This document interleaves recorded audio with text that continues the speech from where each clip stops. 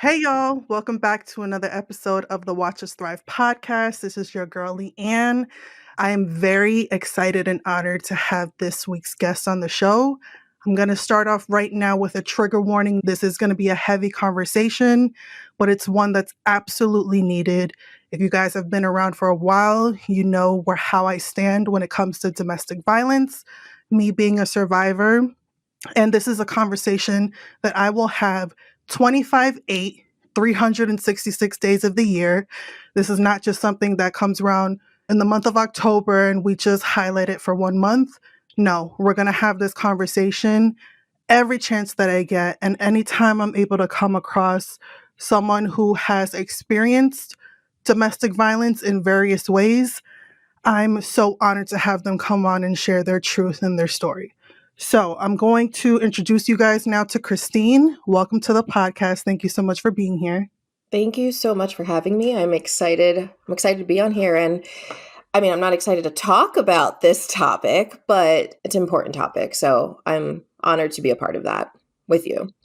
Absolutely. And I'm honored that you wanted to come on and talk about your different experience when it comes to domestic violence. And I say different in the sense because you were not in a violent relationship. You had a very close person in your life who unfortunately lost their life due to abuse and violence. And that's what this conversation is going to focus on. So that's why I'm putting out the trigger warning now. But before we even get started, for anyone who's meeting you for the first time, let them know who you are and what you do. Well, my name is Kristine. I have my own podcast called The Breakthrough Room. I'm currently going back to school for clinical mental health counseling, but in the meantime, I'm a personal trainer and a life coach. And my plan is to bring everything together to help people holistically heal and grow. So it's not just focused on one, and everything is related. So that's what I do right now. I just work more in the realm of life coaching and fitness for mainly women to help them get them to their goals. I love that. We need more people who look like us in these personal development spaces. So shout out to the work that you're doing. And yeah, I mean, let's get right into it when it comes to the conversation that we're going to have. I'm going to let you tell the story, but let's do a little bit of a background of the relationship that you and your best friend had. I know in the application that you wrote, you knew that she was in an abusive relationship. So talk a little bit about that dynamic and then ultimately what happened to her. Yeah, so I met her at work over, oh my gosh, 8 years now. And we just hit it off instantly. We became really fast friends. And I met her in the beginning of this relationship. I mean, if you want to call it, they were a situationship in the beginning, right? So in the beginning, I was that friend, and I don't have regrets over this, but I was pushing her, like motivating her and encouraging her to like go after this relationship because she was really scared. So I was like the beginning friend as this blossomed. And I would say about 3 years into that relationship is when I realized that it was abusive. But with that said, I didn't really understand the context of abuse and the severity. I just vividly remember a conversation where she was kind of complaining about their vacation. And I said to her, that's abusive. But it was kind of like the argument style, right? Like kind of icing people out and cold shoulder, like those little things that I said, that's abusive. And her response was, yeah, I know. It reminds me of X, Y, and Z, her ex husband who was abusive. But her response to it was very, yeah, I know, but she didn't fully understand or willing to accept. So I've actually only shared this with one person. In that conversation, I said to her, for the benefit of our relationship, you cannot tell me about the things like about him. I was like, if you want my support, if you want my advice, if you need my help, I am here for you. But like, I can't listen to this stuff all the time because as a friend, you get so involved. Why are you with them, right? You get so emotionally involved and you don't understand. And even then, I really didn't know it was abusive. I just said those words. And so she didn't tell me anything for a long time. And it wasn't until 2020 where she started opening up a little bit more because she finally was recognizing this was abuse.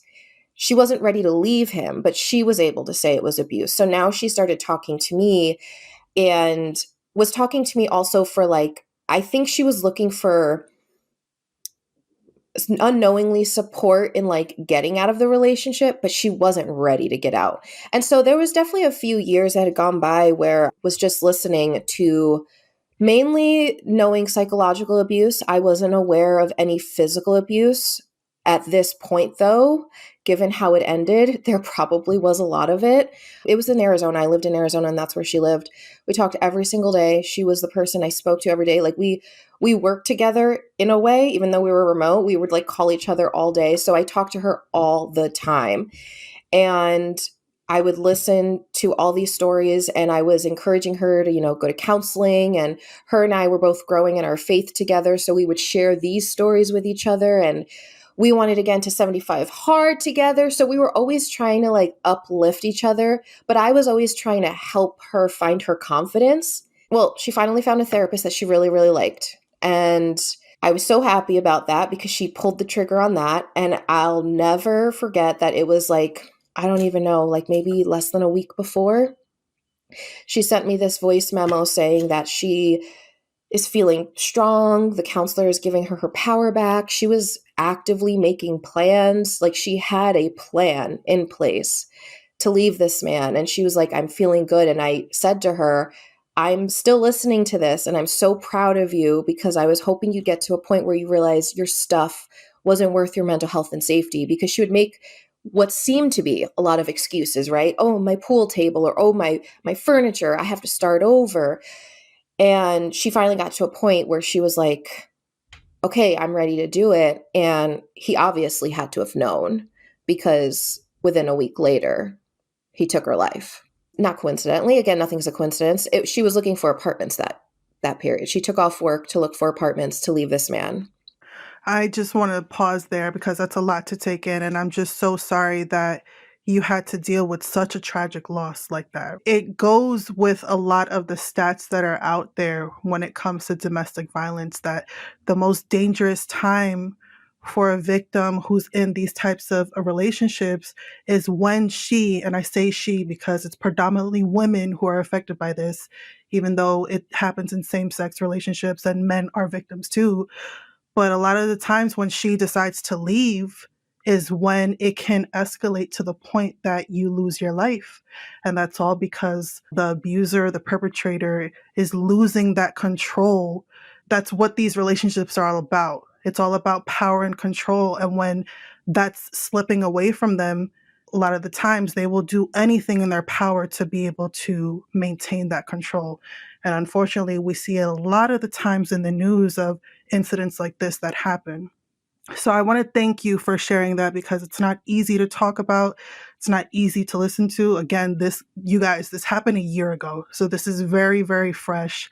And I just want to send my thoughts and prayers and condolences to you and her family because, these relationships, it doesn't just affect the person who's in it. It affects everyone around you, especially like her. She was coming to you talking about it, and that really does take a toll on you. So what happened when you received the news that she was gone? How did that impact you?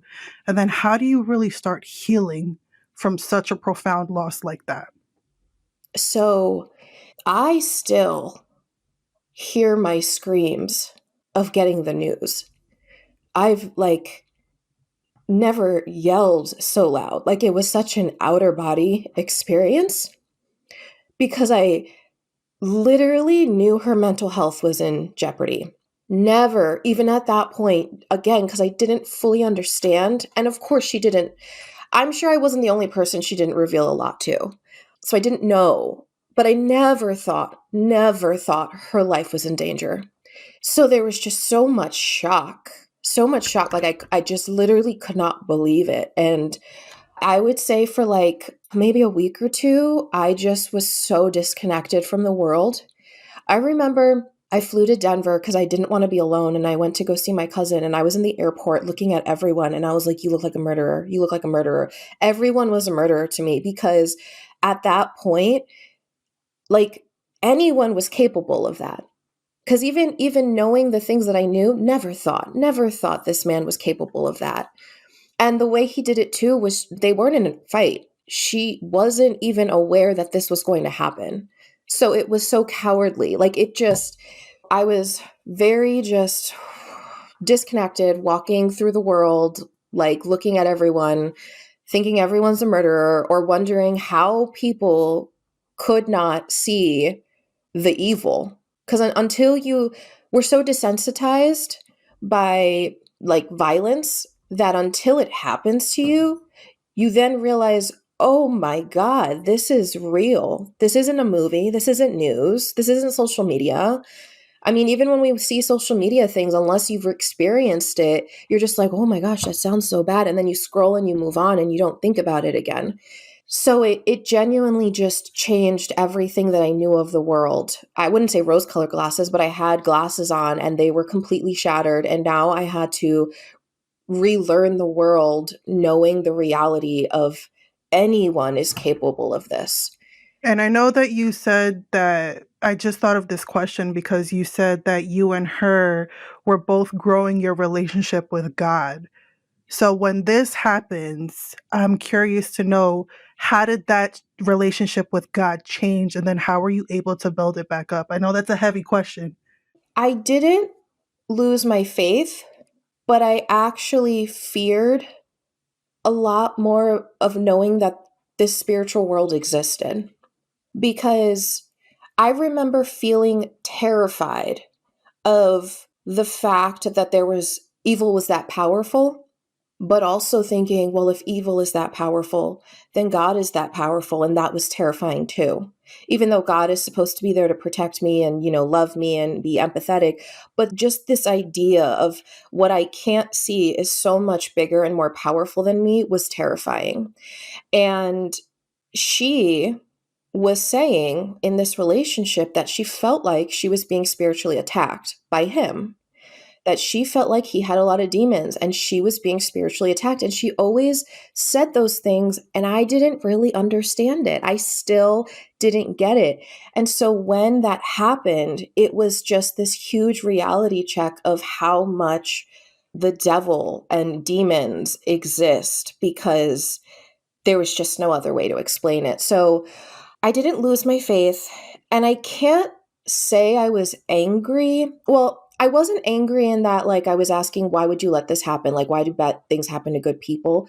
But I was angry like a child that I can't talk to you right now. I literally would ask everyone around me, can you please pray for her and for her family? Because I can't pray. I couldn't talk to him because I didn't even know what to say. So it took me, gosh, I don't know, maybe a month before I could even talk to God. And when I did, it was like, I'm trying to talk to you. And that was it. Like, it was like, hi. Like, I could barely get words out. And so it just was a slow progression from there, but it just terrified me of knowing how real that really was because of how it all happened. Absolutely. No, for sure. The duality, right? That happens in every aspect of our lives. So, when it comes to you starting to heal from that, what have you done since then that you could share with people who might be in similar situations? How did the healing process start for you, and what worked and what didn't work? I mean, I definitely cried. And I didn't try and stop myself from crying. I live alone. I have family nearby. I'm in a new city, so I don't really have friends physically. So it is very lonely. And I would spend time with my sister and stuff, but I really was just in a place where it was just me by myself a lot of the time. So I would spend a lot of time crying. I did eventually get deeper in my faith and relied on that. But truly, like, I honestly probably just stayed depressed for a while. Like, I can't actively say that I was doing things to heal. I was just in this state of like, I'm existing. I did have a therapist. I was working with my therapist, but there's just only so much you can do when you're grieving because that is just grief. It's just the process. And I had to accept that it's terrible. I mean, I still like I have a lot more better days now, but I think of her every single day. I think about, oh, she'd be the person I'd be telling this to. Every time I have a new first, I think of her and I'm crying. Like it just is. Unfortunately, I don't really have tips other than this is just the process and you just have to let every day go by and just try to do something good for yourself if you can. But yeah, I guess the biggest thing, maybe reach out to support, because I did reach out to my sister and keep myself busy with people that I loved. But I did also spend a lot of time alone because I didn't want to be around people either. Yeah. And I just appreciate that honesty because, just thinking about me and the way that I cope with things, my go to is isolating myself. My go to is like shutting down. I don't want to talk to nobody. And then when I'm ready to, when I get to the point, then okay, now I can reach out for support and ask for guidance and things like that. Just feeling those feelings, I think that's so important, even as painful as they can be, regardless of what it is that you're going through, what you're healing from. That's one of the hardest things that a lot of us don't want to do. We don't want to sit in the grief. We don't want to sit in the pain. We rather numb out with people, with work, with all these outside things to quiet the voices and the noise inside of us. But I think in order for us to really start healing from our shit, we have to face it. We have to sit in the uncomfortable, but not stay there for too long, because that can also lead to really dark places, myself included. Like, I've been diagnosed with depression, and that's something that I deal with myself. But I appreciate the honesty and the rawness of like, I'm doing my best and that's okay. I think that would be the biggest takeaway. Like, whatever works for you, even if that's not doing anything, that's perfectly okay. Just allowing yourself to feel whatever it is that's coming up. Yeah. There was actually something that I did do during my grief, and maybe this was grief, I don't know, but I cut off actual friends. I cut people off real fast. And that was just because, one, I recognized that I had potentially one-sided relationships, and I was tired of trying to make them work or tired of trying to pour into it, because this is the one time in my life that I need you to focus on me. And the second I did not get that empathy or support that I needed, I just blocked people. I didn't even explain anymore. I was tired of explaining. I was like, boop, boop, boop. And I just cut people off because I just couldn't. So that was probably a way of self care too. Oh, absolutely. Let me tell you something. My block list is miles long. The minute that you piss me off, the minute that you say something, I'm not even going back and forth with you. Block, goodbye. Like, we're not even doing this, because I used to be that person to go back and forth, to fall into the toxic bullshit. We ain't got time for that anymore, okay? I'm going to be 36 years old this year. We ain't got time. That's honestly the perfect segue to the next part that I want to ask you, that the relationships in your life and how they have shifted with you dealing with the loss of your friend. I want to know, because for me, being a survivor of DV, I struggle with trust. Like you said before, you looked at everyone and you thought this person has the capability of killing someone. I have that same mentality when it comes to like meeting someone. And that's really has hindered me from even going back out there to be like, oh my God, what if he's an abuser? What if he's going to do the same shit that my ex did? So I want to know for you, like, do you struggle with trusting people? And if so, how do you navigate through that? I don't feel like now that my trust is any more or less than it was because of that. But trust me, it is in the back of my head of how do they argue, even more so than ever. The way I've kind of navigated trust when I meet people, and this is going to sound really silly, but this is how I started doing it, is this is almost embarrassing. I created an Excel doc, and this was when I was like doing online dating, and I would put their name on there, and I would jot down every thought that was not necessarily a flag, but a question of why did they say that? What do I want to know? Why do I like, I would just jot it down. And I jotted it down because I was like, I want to know the answers to that the next time I talk to them. And I didn't even have to get the answers because it just would come up. It was just so intentional. And then immediately I was like, red flag, boom. So I feel like that helped train my intuition in realizing I had these thoughts for a reason. And something else I've learned is that you have these thoughts for a reason, or these feelings. You don't always need to know the answer to them. And that's something I would always dig for. I'm like, I want to know why I feel this way. So I feel like, and that I started doing that around the same time that, like during my grieving process when I was ready to start dating. I just feel like that kind of trained my intuition. So I don't feel like my trust is less or more. I just I think I'm more trusting of myself than I am of other people first, if that makes sense. No, it makes total sense. Absolutely. Now, what are your thoughts around forgiveness? That's something that I ask a lot, people who have dealt with these types of relationships or even, people on the outside looking in. Do you think that forgiveness is necessary in order for you to truly heal? And how, if, has forgiveness played a role in your own healing journey? So I think it depends on how you define forgiveness or what you think the purpose of forgiveness is. I don't look at the idea of forgiveness as approving someone's behavior or that I'm doing something or I'm forgiving them for them. If I'm forgiving for me to release whatever I'm holding on to. I can't tell people if that's something that they need to do, but I know me being a Christian, that is something that we're told to do. That is what God wants us to do. If God forgives us, we need to forgive others genuinely and not just superficially.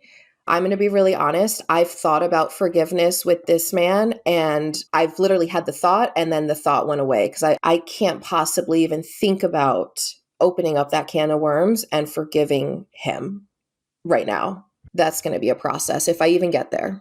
Absolutely. And if you don't, that's perfectly okay too. Like you said, forgiveness looks different for everyone. And it's okay if you don't have it in your heart to ever forgive someone who, took someone that you cared about and loved. I just love the honesty that comes with you. That's a real ass answer. So thank you for sharing that. I know that you have a podcast. It's called The Breakthrough Room. I listened to an episode today, the one that you talked about the shift and the change. And I just really appreciate the openness that comes with the way that you speak. So, how has your podcast played a role in your own healing? First, I don't go back and listen to my episodes. Me I either. It's I so just yeah, cringe. I can't stand it it. is cringe. But I do know that I have an episode where I specifically am talking about heartbreak because I was going through that. And I know that I talked about her, but again, everything's such a blur. I don't know to what extent I really went into it and what I really said. But I do know that for me, sharing my voice is very therapeutic. Even if it's in the written form or if it's verbally on camera or whatever. So, what made me think is that, like, when in part of the healing, I do actually express myself very verbally on a very social platform, which for some people I think feels weird, but it's just therapeutic to get your voice out and be heard despite who listens to it. Like, I don't even, it's not about ratings, it's not about activity, it's just put it out there, it's a release. And if someone gets value out of it, great. If no one ever reads it, that's fine. But this is part of my life and my journey that I'm documenting. I couldn't agree with you more. That's why I started my podcast, not for the views, not for the followers. It's literally like this is a verbal diary for me to continue healing from my own shit, to allow people to come on and talk about their stories and their traumas and how they've been able to turn it around. There's such a power in storytelling and being able to relate to someone just by listening to their words. Now, going public about something so tragic like what you went through, it's not easy. So, what was the reason behind you wanting to share this publicly? And what piece of advice would you give to someone who wants to share what they've gone through but is terrified to do so? What would you tell them? So, my reason, well, first off, my friend was very passionate about domestic violence and helping women. She was in an abusive relationship husband before this guy. So she had already like a passion for helping others. And she was also very much involved with my goals and dreams and what I wanted to do with my business. And she was very proud of the things that I was trying to accomplish. So it felt like it was now my responsibility to pick up where she didn't get to take off and use my resources and be a part of that change in some way or another. That's why I did it. And again, it was part of my own healing process, but now I also I feel like it's my responsibility. I was not a victim and I can't ever speak from that, but I can at least speak for her as her friend who was by her side. And for others, first, know what you don't need to you don't need to be public about stuff. I know like social media really highlights a lot of public stories, but you don't have to feel pressured to do that. If you are feeling uncomfortable with the idea, then don't fight it. That's not your platform. Maybe it's more of an intimate setting. Maybe it's a one-on-one that you meet someone.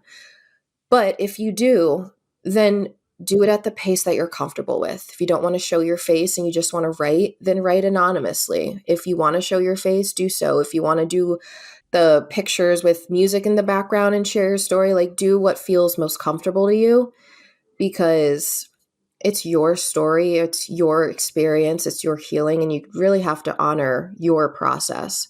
But you also have to know that comes with an audience, and you never know how people are going to respond. And that's always the hardest part. Yeah, absolutely. When it comes to trolls, I just block them and I don't entertain. I just appreciate you saying that it's all on your timeline and your comfort level and not having to be like, oh, everyone else is doing it. So everyone has a podcast. So I have to start one too. No, absolutely not. Whatever works best for you. And, just take it one day at a time. So now, say there's a listener on the other end and they have someone in their life who is in an abusive relationship and they're on the outside looking in. What advice would you give to someone in order to be able to support that person in what they're going through? Well, you'll probably need support of your own, because you are going to not understand why they're still with them. And it's going to frustrate you. You're going to almost be judgmental about it. You will be judgmental about it because you don't understand. But you don't want to judge that person. So you need to talk to someone else. You kind of need to be able to vent whatever you're going through to someone else. And I'm thankful I had my sister, because my sister would constantly remind me of the abuse cycle. Kristine, it's the abuse cycle. And I was like, okay, you're right. But then with the friend, so one of the things I'll never forget that she said to me, and I didn't even, again, not realizing how much it actually meant, was that we were talking one time and I said to her something like, I'll never understand, or I don't understand what you're going through. And I know you love this man, but I know that when you're ready to leave him, you will. And I'm confident in that. And she responded back and she said, thank you for saying that you don't know what I'm going through, because I always feel like I'm being judged and I appreciate your support. And so I think, as someone who's supporting someone in a domestic violence situation, is that it is not your place to understand what they're going through. It's just your place to love them. And looking back, is that she didn't obviously have the confidence to leave him when she should have, or she would have. So just doing anything to reassure them that you believe in them, you believe in their strength, you believe in their power, and when they're ready, they will. I always used to say, like, I know you'll do it when you will. I think it just created a space where she felt more safe to talk to me, because I never said, what are you doing? I would just say, how do you feel? What are your plans? I know you'll do it when you're ready. Have you thought about therapy? Have you thought about looking for a group? I just kind of would throw suggestions versus telling her what she should do. Right. Yeah. No, I appreciate that so much. The way that you speak to someone and the words that you say can have such a profound impact on them, especially when they're in these relationships. They're already feeling shame, they're embarrassed, they're scared, and you don't want to have someone in your ear being like, I told you so, or what the fuck are you doing? Like that's not what victims and survivors need to hear, especially when they're finding the strength to actually walk away, which is not easy. Not rainbows and butterflies once you leave the relationship. That's a whole other world that you have to deal with. But just having that love and support and understanding and being like, no matter what, I'm going to be here for you, that can literally change someone's life and that can save someone's life too. Now, what would you say to someone who is in an abusive relationship and they're scared to leave because what happened to your friend could happen to them? What's a piece of advice you would tell someone that wants to leave, but they're like, I don't know what to do? As you said, the most dangerous time is leaving. So truly, if you're ready to leave, there is no second thought. There is no Unfortunately, this is one of those situations where you don't really have the luxury of planning. So if you really are thinking of leaving, you leave and you go and you don't look back and you take whatever's on your back. And hopefully you have people that can help you. And if you don't, then seek out shelter, seek out whatever's around you. But that's really just the big thing, is that you don't have time to plan. You just have to go. But building up that emotional strength, I know that my friend was very insecure and didn't think highly of herself. And I wish you could see herself the way everyone else saw her. But like, if she was here today, I would tell her how strong she is, because you can't be weak and live in an abusive relationship. You just can't. You're not, that's not weakness. To wake up every day and live in that turmoil takes so much strength that I don't think people really understand. And it's literally just that ounce of strength that keeps you going every day. And I just hope that if someone is in that, they could remember that they are strong. And just hold on to that one piece of strength you have and let it snowball every day until you are ready to go. That's so beautiful. And that was one of the questions that I was going to ask you. If you could say something to her, what would it be? So, so beautiful.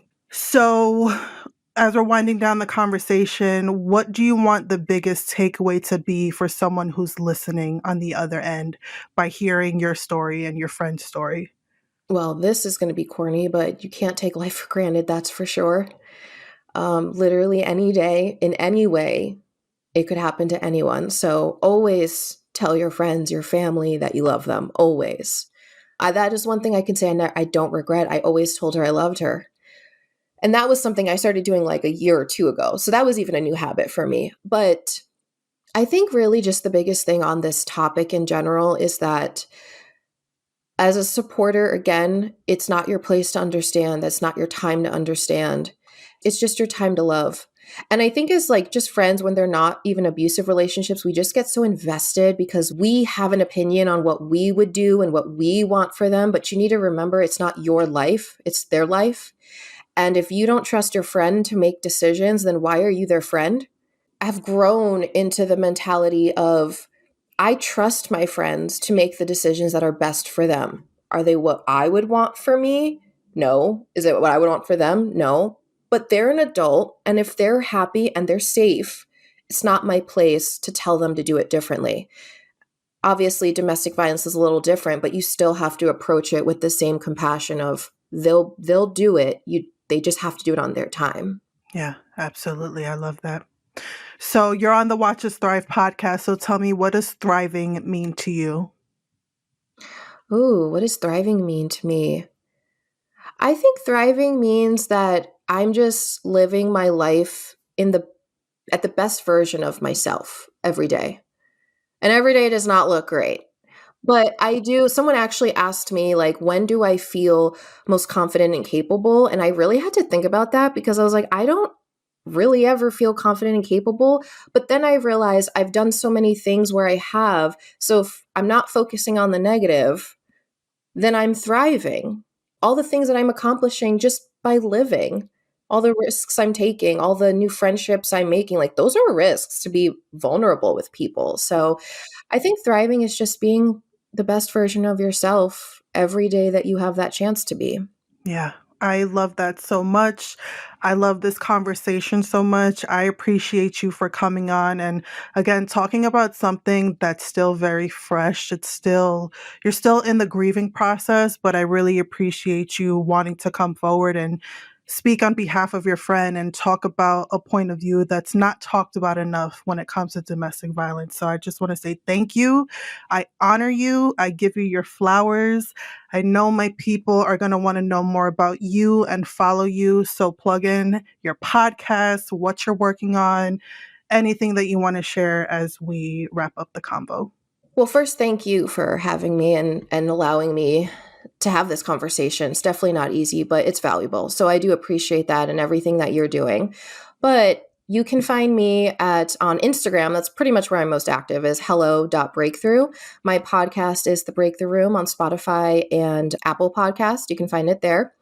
And what I'm working on right now is I just created a course called Empower Her Mind. It's not necessarily therapy, but I use therapeutic techniques and tools and resources to help you kind of just navigate the root of some of your limiting beliefs and obstacles, and then help you kind of navigate on how to rewire your mind and kind of heal those things. So that's what I'm currently working on, and I'm excited to share that. Yes, absolutely. I'm excited to share it with my people. I'm going to leave all of her info in the show notes. Again, thank you for being here today. And I'm excited to see you grow and evolve and continue to show up in these spaces. Like I said in the beginning, we need more of us who look like us to be having these conversations and helping our communities. So thank you so much. And I look forward to watching you grow and thrive. And thank you. I look forward to seeing the same from you.